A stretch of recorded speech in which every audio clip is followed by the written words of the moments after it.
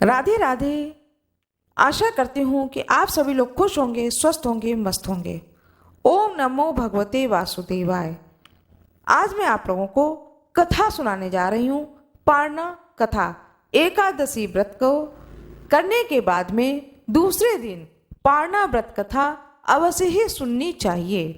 आइए सुनते हैं एकादशी की व्रत पारना कथा। बहुत समय पहले की बात है।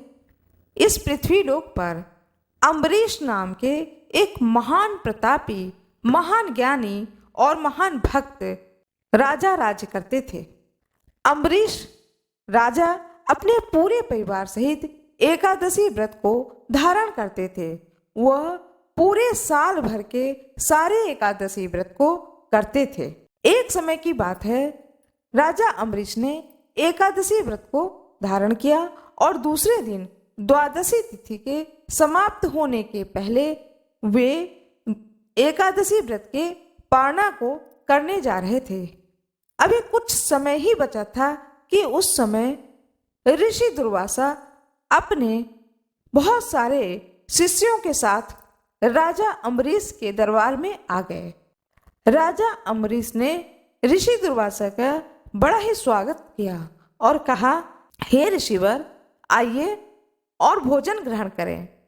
ऋषि दुर्वासा कहते हैं कि आज द्वादशी है, मैं पहले गंगा जी में स्नान करूंगा अपने शिष्यों के साथ में।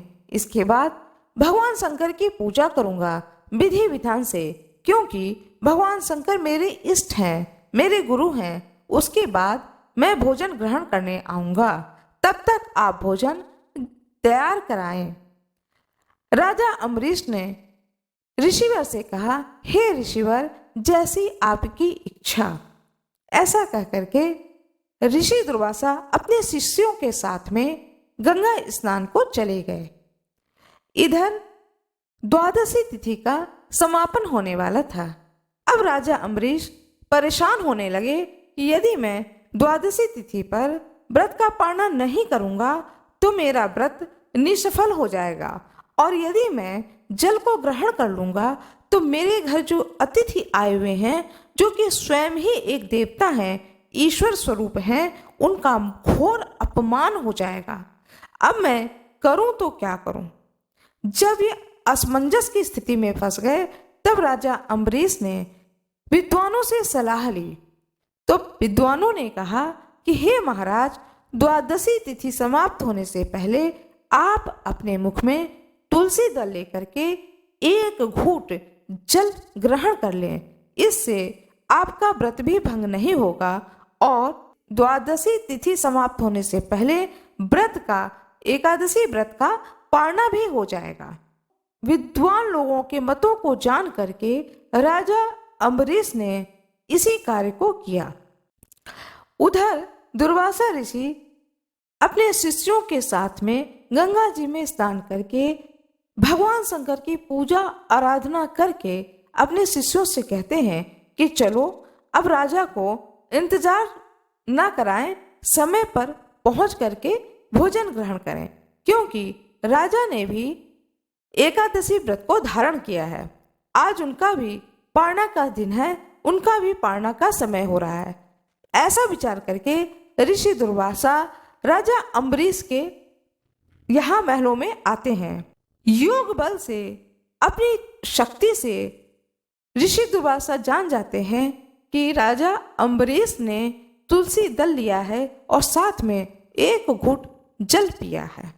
राजा के इस कृत्य को देख करके ऋषि दुर्वासा बहुत ही क्रोधित हो जाते हैं और ऋषि दुर्वासा ने अम्बरीश राजा को श्राप दे दिया। श्राप देने लगे, एक तिनका उठाया और तिनका उठा करके उनके ऊपर फेंका कि लो, मैं तुम्हें श्राप दे देता हूं कि तुमने जो मेरा अपमान किया है, इस अपमान के कारण तुम इसी स्थान पर भस्म हो जाओ। राजा अम्बरीश ऋषि दुर्वासा के श्राप को सुनकर उसी स्थान पर थर-थर कांपने लगे और श्री हरि विष्णु को याद करने लगे। उसी समय श्री हरि विष्णु वहां पर प्रकट होकर के अपने भक्त की रक्षा हेतु अपने सुदर्शन चक्र को छोड़ दिया राजा अम्बरीश के ऊपर उस सुदर्शन चक्र ने उस तिनके को काट दिया। इससे कोई भी श्राप राजा अम्बरीश तक नहीं पहुंच पाया। उधर वह सुदर्शन चक्र तिनके को काटने के बाद में ऋषि दुर्वासा के पीछे भागने लगा। सुदर्शन चक्र को देख करके ऋषि दुर्वासा महल से बाहर निकल गए। अब वो भागना शुरू कर दिए कि यह सुदर्शन चक्र तो मेरी जान ही ले लेगा, अब तो मेरे प्राणों के संकट आ गए हैं। ऐसा सोच करके ऋषि दुर्वासा भागते भागते ब्रह्मा जी के लोक पहुंचे। ब्रह्मा जी ने जब इस दृश्य को देखा तो उन्होंने ऋषि दुर्वासा से कहा कि हे ब्राह्मण, मैं आपकी कोई सहायता नहीं कर सकता हूँ, इस चक्र से मैं आपको नहीं बचा सकता हूँ, कृपया आप शिव धाम को जाएं। अब दुर्वासा ऋषि कैलाश पर्वत पर पहुंचते हैं, भगवान शंकर के धाम, और वहां पर भगवान शंकर से अपने प्राणों की रक्षा के लिए प्रार्थना करते हैं। इस दृश्य को देखकर भगवान शंकर कहते हैं कि हे दुर्वासा ऋषि, मैं भी इस चक्र से आपकी रक्षा नहीं कर सकता हूँ, इसके लिए तो आपको या तो आप विष्णु लोक जाइए या अम्बरीश राजा के ही दरबार में जाइए और राजा अम्बरीश से आप क्षमा मांगिए, तब यह सुदर्शन चक्र वापस स्वयं ही विष्णु भगवान के पास चला जाएगा। इस सलाह को मान करके ऋषि दुर्वासा तत्काल वहां से वापस लौटते हैं अम्बरीश के महल में, और राजा अम्बरीश के सामने खड़े होकर के दोनों हाथ जोड़ करके क्षमा मांगते हैं कि हे राजन, मेरा क्रोध का स्वभाव ही है, मैं अत्यंत क्रोधी स्वभाव का हूँ, इस कारण बिना विचार किए ही तुम्हें श्राप देने के लिए मैं तैयार हो गया, कृपया मुझे क्षमा करो और श्री हरि विष्णु को पुकारो, याद करो कि वे अपने इस सुदर्शन चक्र से मेरी रक्षा करें। ऋषिवर की इस अवस्था को देख करके राजा अम्बरीश को अत्यंत दुख हुआ और वो श्री हरि विष्णु से प्रार्थना करने लगे कि हे प्रभु, ऋषिवर को क्षमा करें। तब भगवान श्री हरि विष्णु ने राजा अम्बरीश को दर्शन दिया और ऋषि दुर्वासा को दर्शन दिए और कहा कि हे ऋषिवर, जो कोई भी भक्त बड़े ही भक्ति पूर्वक श्रद्धा पूर्वक एकादशी व्रत को करता है और दूसरे दिन पूरे विधि विधान से व्रत का पालना करता है, वह भक्त मुझे अत्यंत ही प्रिय है। उस भक्त की रक्षा करने के लिए हर समय मैं तैयार रहता हूँ। मेरे भक्त को कोई भी अनिष्ट नहीं कर सकता है। आपको मेरे भक्त को श्राप नहीं देना चाहिए, कृपया आप अपना श्राप वापस लें। तब ऋषि दुर्वासा ने अपना श्राप वापस लिया और राजा अम्बरीश से कहा कि मैं फिर आऊंगा तुम्हारे यहाँ भोजन ग्रहण करने। ऐसा कह करके ऋषि दुर्वासा वहां से चले गए अपने शिष्यों के साथ में। भगवान श्री हरि विष्णु वहां से चले गए विष्णु लोक को, और राजा अम्बरीश ने उस दिन से अपने मन में संकल्प लिया कि ऋषिवर मेरे घर से बिना भोजन किए गए हैं, अब मैं भोजन तभी ग्रहण करूंगा जब ऋषि दुर्वासा मेरे महल में भोजन ग्रहण करेंगे। उस दिन के बाद से राजा अम्बरीश ने अन्न को ग्रहण नहीं किया, वो फलाहार ही पर रह गए। ठीक 1 साल बाद ऋषि दुर्वासा फिर राजा अम्बरीश के महल में आते हैं और राजा अम्बरीश ने जब ऋषि दुर्वासा को भोजन कराया, उसके बाद ही उन्होंने अन्न को ग्रहण किया। ऋषि दुर्वासा प्रसन्न होकर के राजा अम्बरीश को बहुत ही आशीर्वाद दिया और कहा कि जब तक यह पृथ्वी लोक रहेगा तब तक इस पृथ्वी लोक पर आपका नाम और यश रहेगा। आपको मैं भक्ति का वरदान देता हूँ कि आपकी भक्ति कभी भी नहीं घटेगी, सदा सर्वदा बनी रहेगी। भगवान श्री हरि विष्णु की कृपा आप पर हमेशा ही रहेगी। इस प्रकार ऋषि दुर्वासा ने राजा अम्बरीश को आशीर्वाद दिया और अपने लोक को चले गए। उसके बाद राजा अम्बरीश भी खुशी खुशी अपने राज्य में राज करने लगे और एकादशी व्रत को नियम पूर्वक धारण करते थे और दूसरे दिन नियम और विधान पूर्वक पालना करते थे। भगवान श्री हरि विष्णु की जय हो। सभी ऋषियों की जय हो। दृश्य ऋषियों की जय हो। अदृश्य ऋषियों की जय हो। आइए सुनते हैं एकादशी व्रत पारणा कथा। पौराणिक कथा पुराण तथा अन्य पुराणों में इस प्रकार से इस कथा का वर्णन किया गया है। प्राचीन काल में जालंधर नामक एक दैत्य था जिसने अपने उत्पातों के कारण सभी को भयभीत कर रखा था।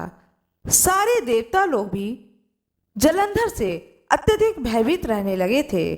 जालंधर ने इंद्र के सिंहासन को जीत करके सारे देवताओं को पृथ्वी लोक पर भेजकर स्वयं ही इंद्र का सिंहासन पर जाकर बैठ गया था। उसकी पत्नी वृंदा रूपवती होने के साथ साथ एक पतिव्रता स्त्री थी। उसी के प्रताप से वह सर्व विजयी बना हुआ था। उस दैत्य से भयभीत होकर ऋषि मुनि और देवतागण भगवान विष्णु के पास जा करके अपनी विपदा सुनाने लगे। उन्होंने वृंदा का पति धर्म के बारे में भी बताया कि वह इतनी अधिक पतिव्रता स्त्री है जिसके तप के कारण जालंधर का कोई कुछ भी बिगाड़ नहीं पा रहा है। भगवान श्री हरि विष्णु ने जब इस बात को सुना तब उन्होंने निश्चय किया कि इस जालंधर नामक राक्षस का वध करना ही पड़ेगा और उसके बाद ही सारे देवता ऋषि मुनि भय से मुक्त हो पाएंगे। ऐसा विचार करके जहां पर वृंदा थी वहां पर भगवान श्री हरि विष्णु योग माया से एक साधु का वेश बना करके पहुंच गए। जालंधर का एक हाथ में सिर और एक हाथ में धर लेकर के खड़े हो गए। अपने पति के इस रूप को देख करके वह पतिव्रता स्त्री वृंदा विलाप करने लगी और विलाप करते करते उसने ऋषिवर से प्रार्थना करी कि हे ऋषिवर, आप मेरे पति को पुनर्जीवित कर दें। वृंदा के प्रार्थना को सुन करके भगवान श्री हरि विष्णु ने धड़ को सिर से जोड़ दिया और स्वयं छल से उस शरीर में प्रवेश कर गए।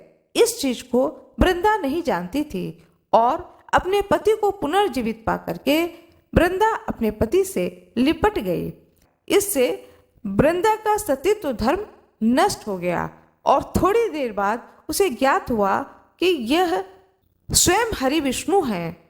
ऐसा जान करके उसने भगवान श्री हरि विष्णु से पूछा कि हे प्रभु, आपने मेरे साथ में इतना बड़ा छल क्यों किया, जबकि उसका पति तो देवलोक में इंद्र से युद्ध कर रहा था। इधर वृंदा का सतीत्व नष्ट हुआ, उधर उसका पति युद्ध में हार कर मृत्यु को प्राप्त हुआ। जब वृंदा को सारी वस्तु स्थिति की ज्ञान हुआ कि यह सब भगवान श्री हरि विष्णु ने छल कपट किया है उसके साथ में, तो उसे बड़ा ही क्रोध आया और क्रोधित होकर उसने भगवान श्री हरि विष्णु को श्राप दे दिया कि जिस प्रकार तुमने मुझसे छल किया है और मुझे पति का वियोगी बनाया है, ठीक उसी प्रकार तुम भी अपनी पत्नी का छल पूर्वक हरण होने पर उसके वियोग को सहने के लिए मृत्यु लोक में जन्म लोगे। इतना कह करके वृंदा अपने पति के शव के साथ उसके वियोग में तड़पती हुई सती हो गई और उस स्थान पर एक तुलसा का पौधा निकल आया। भगवान श्री हरि विष्णु ने वृंदा को आशीर्वाद दिया कि तुम मुझे लक्ष्मी से भी अत्यंत प्रिय होगी। जब मैं शालिग्राम रूप में रहूंगा तब जो कोई भी मुझ पर तुलसी की पत्ती को चढ़ाएगा तो मैं उस भक्त पर अत्यंत ही प्रसन्न होऊंगा। कहा जाता है कि शालिग्राम भगवान पर यदि तुलसी पत्र न चढ़ाया जाए तो शालिग्राम भगवान के सिर में दर्द होने लगता है। तब से भगवान श्री हरि विष्णु ने आशीर्वाद दिया कि जो कोई भी तुलसी से मेरा विवाह शालिग्राम स्वरूप से कराएगा उस भक्त पर मैं अत्यंत ही प्रसन्न होऊंगा। तब से इस पृथ्वी लोक पर शालिग्राम भगवान और तुलसी माता का विवाह हर साल की जाती है। भगवान श्री हरि विष्णु की जय हो, माता तुलसी की जय हो। ओम नमो भगवते वासुदेवाय। सनातन धर्म में एकादशी व्रत का पारणा का विशेष महत्व बताया गया है। पारणा जो है वह पूर्ण विधि विधान से करना चाहिए।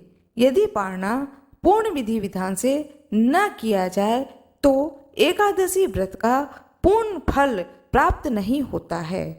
पारणा करने से पहले कुछ नियम हैं, उन नियमों का पालन अवश्य ही करना चाहिए जिससे एकादशी व्रत का पूर्ण फल प्राप्त हो सके, भगवान श्री हरि विष्णु की कृपा प्राप्त हो।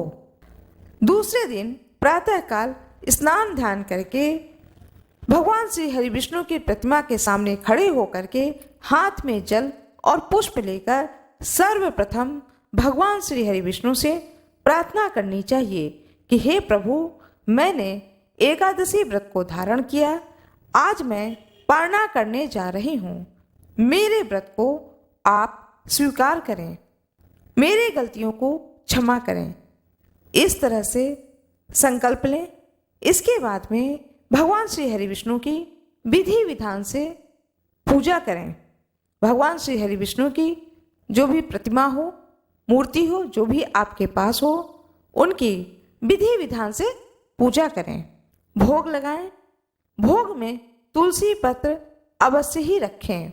कहते हैं कि द्वादशी के दिन, पारणा वाले दिन, खीर भगवान श्री हरि विष्णु को भोग में अवश्य ही लगानी चाहिए, अथवा देसी घी से निर्मित कोई भी भोग बनाकर भगवान श्री हरि विष्णु को अर्पित करें। धूप दीप जलाएं। कथा को सुने, तुलसी माता की कथा को सुने। इस प्रकार से व्रत का पारणा करना चाहिए। इस तरह से श्री हरि विष्णु की पूजा करनी चाहिए। इसके बाद में दक्षिणा अवश्य ही निकालें। यदि आप सामर्थ्यवान हो तो किसी ब्राह्मण को बुला करके ब्राह्मण भोजन कराएं। यदि ब्राह्मण भोजन नहीं हो पा रहा है तो कोई बात नहीं है, थोड़ा सा सीधा निकाल करके उसमें दक्षिणा डाल करके रख दें। बाद में शाम तक भी किसी भी ब्राह्मण को आप दान स्वरूप दे दें। यदि सामर्थ्य हो तो उस दिन जूता, चप्पल, छाता, पानी का बोतल, पानी से भरा हुआ घड़ा, इस तरह से इन चीज़ों का भी दान कर सकते हैं। फल, मिठाई, सीजनल जो फल होते हैं, फल, मिठाई, यथाशक्ति दान अवश्य ही करें। एकादशी का पारणा का विधान है कि उस दिन तुलसी जी की पूजा अवश्य ही करनी चाहिए। तुलसी जी को जल दें, लेकिन जल देने से पहले माता तुलसी को प्रणाम करें और उनसे क्षमा मांगें।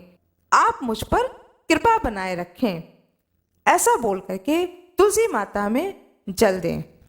तुलसी माता को जल देने के बाद में आप तुलसी की पत्ती को अपने मुंह में रखें, थोड़ा सा जल लें और उस तुलसी की पत्ती को चबाना नहीं है, सीधे निगल जाना है। इस प्रकार से व्रत का पारणा करें। इस प्रकार से एकादशी व्रत का पारणा करना चाहिए विधि विधान से। आशा करती हूँ कि आप लोगों को यह जानकारी बहुत ही अच्छी लगी होगी। कृपया वीडियो को लाइक करिएगा, चैनल को सब्सक्राइब करिएगा, बेल आइकन दबाना ना भूलिएगा। आप लोगों का बहुत बहुत धन्यवाद।